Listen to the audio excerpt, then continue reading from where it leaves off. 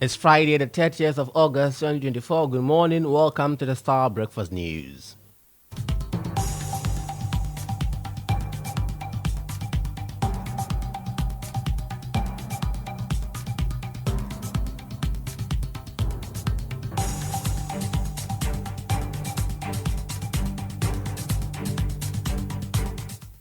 Coming up this morning, Finance Minister Dr. Mohammed Amin Adam justifies decision to request 500 million cedis from contingency fund.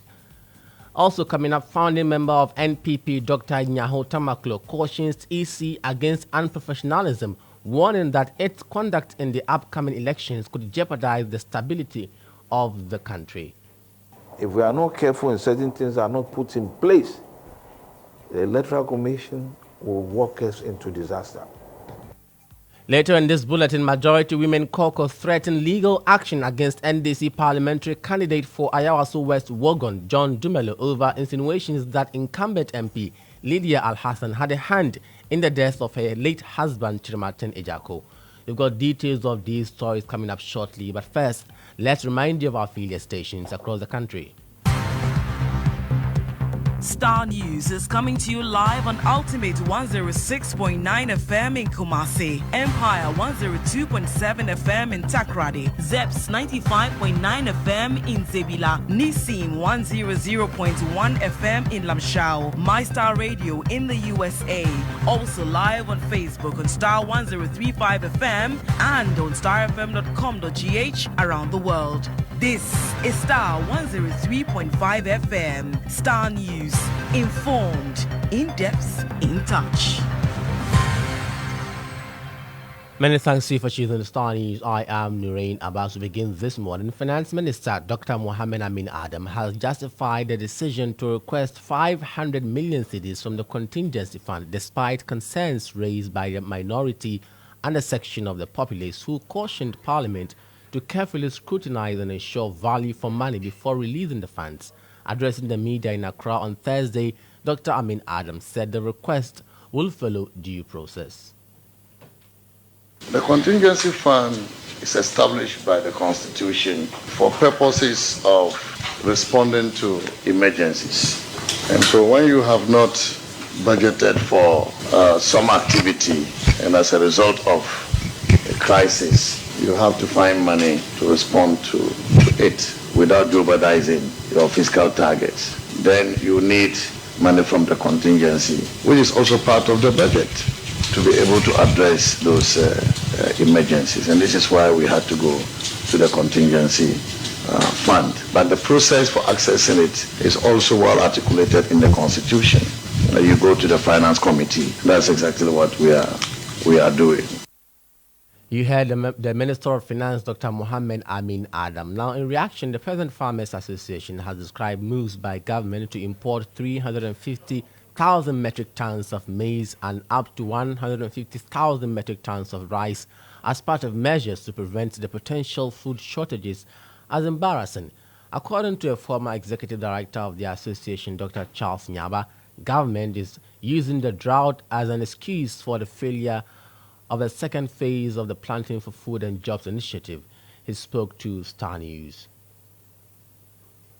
Be charitable to the agriculture minister. I think he is embarrassing himself, and he is trying to use the drought as an excuse for the failure of the PFD 2.0. In the first place, what did they do? Because you came in with the PFD 2.0, you made all of us Ghanaians believe that we were going to be food secured. There is going to be sustainable food production. At the same period, less than 2 months of drought, we are running everywhere, trying to empty our contingency fund to address this. Is that the best way to go? Let's say, for instance, the drought continues, or next year, we experience the same thing, because this is national disaster. Will we continue to rely on the same contingency fund? And where would the funds be? As farmers, we are not beggars, and we don't want to continue to rely on aid. What we are telling government to do is to create enabling environment for us to continue to produce, whether drought, no drought, or flooding. And that is what they are failing to do. And we think that for them to prematurely conclude by trying to put their hands in the contingency fund is not the way to go. Dr. Nyaba is also demanding detailed information on how many farms have been affected by the dry spell. Where is the money going to? Do they have data or the number of farmers that they insured it again? Please, we are not kids in this country. And we think that our policymakers need to understand that we know what they are doing. And the fact that they are privileged to be put there to guide our public corporate doesn't mean that we don't know what's happening in this country. And I'm telling you, we are going to resist this kind of behavior. And we call on all Ghanaians to scrutinize and ask further questions. And I'm happy the media is on their neck. You have to continue, ask them. They should provide us detailed information. How many farms in each district are affected? How many farmers in each district are affected? How many regions and the number of farmers and farms and where those farms are located? And when they collected those data, look, go to all the regions where it's affected. The regional department of agri is sidelined. Some few people will just drive from Accra and be providing information, trying to just brainwash all of us. Even the community, the district where this impact is, the agri officers there are sidelined. They don't know what is happening. So that tells you how these two ministers are trying to manage our public resources. You heard former executive director of the Peasant Farmers Association, Dr. Charles Nyaba. Away from that, a founding member of the governing NPP, Dr. Nyaho Tamaklo, has cautioned the Electoral Commission against unprofessionalism. The seasoned politician warns that conduct of the electoral governing body could undermine stability of the country. He spoke on Starr Chat with Bolore. The elections we are going to have now, we have to be careful. Are you worried? I am worried. I'm worried because of the behavior of the Electoral Commission. If there will be a problem, I'm coming. You are a senior citizen. You can invite them. You can go to them. You can write to them. No, the Electoral Commissioner, I know very, very well. Oh, you know her? I said very well. When I was a kid, I was a pet to her father, Dr. Bluku Aloti. Now, recently the husband called me. The husband I know very well, Charles Mensah. I met him, and it was about how to have peace during these elections. And I told him, let your wife do the right thing. You said that to him? Oh, yes. He's alive. You can ask him. Let your wife do the right thing. Because what is happening now, if we are not careful and certain things are not put in place, the Electoral Commission will walk us into disaster. Mind my words, I'm telling you. Are you not instilling fear in the people? Are you not causing fear and panic? Fear. No. There are wrongs going on. And the wrongs must be put right. You heard a founding member of the New Patriotic Party, Dr. Nyaho Tamaklo, speaking to Bolare last night on Starr Chat. Away from that, female MPs from the governing NPP are threatening legal action against NDC parliamentary candidate for Ayawaso West Wogon, John Dumelo. Mr. Dumelo, during a media engagement in the constituency, became upset with supporters of his opponent, who could be heard chanting V8, alluding to a scandal involving the actor some years back. In reaction, Mr. Dumelo insinuated that the incumbent MP, Lydia Seyram Al-Hassan, had a hand in the death of her late husband and MP Ejako. Now, despite this claim, the actor has since apologized for his comments, but addressing the media, the Deputy Majority Leader, Patricia Appiagyei, slammed John Dumelo over the development. According to the Asokwa MP, such attacks on women serve as disincentive for public service. Does his comment also mean same for the NDC MP for Shai Otsudoku, Honorable Linda Obenewa Akwele Oklu, who also became the MP when her husband sadly died?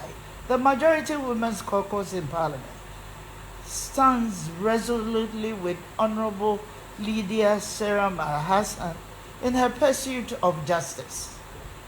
We fully support her decision to seek legal redress and encourage her to take this matter to court of competent jurisdiction, where Mr. Dumelo will be compelled to prove his baseless and malicious allegation. This legal action should serve as a powerful warning to anyone who attempts to slander or defame women for political gain. We urge all political actors and members of the public to conduct their discourse with respect, truthfulness, and decency. You heard Deputy Majority Leader in Parliament, Patricia Appiagyei. Before we go, An open budget survey conducted by the International Budget Partnership reveals that Ghana ranks 70th out of 125 countries on the ease of public access to central government budget information. According to the survey, public participation in national budget process and executive's budget proposal have declined. Speaking on the sidelines with Starr News, Programs Officer for Send Ghana, Mohammed Tajuddin Abdullahi, urged government to publish in-year reports online to the public no later than 3 months after the reporting period ends. There is the need for Parliament to even begin to interrogate the pre-budget statement, which is what the Finance Ministry usually would provide to the public to interrogate it before they submit the executive budget proposal to Parliament. But Parliament does not play so much role in the pre-budget statement, which is why the score in that particular area, Parliament's kind of legislature, fell in that particular score. Well, not to say they are failing, but as the report is suggesting, they are not meeting the international benchmark. So we were supposed to, if the score is 60, well, we are doing around 30 or 33, it means that it's below standard. If you're comparing that to our peers in the sub-region, the likes of Liberia were ahead of us in terms of the budget oversight. Well, in terms of the transparency, the recommendations are saying so. The Parliament actually needs to ensure that when they interrogate public documents, as soon as possible, they should get those documents uploaded online so that it can be accessible to everybody that needs the budget to make their decision.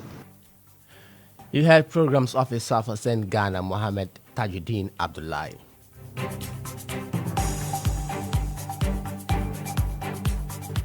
And that brings us to the end of the breakfast news this morning. When you log on to starfm.com.gh, you'll find more news updates there. I am Nurein Abass. Many thanks for your company.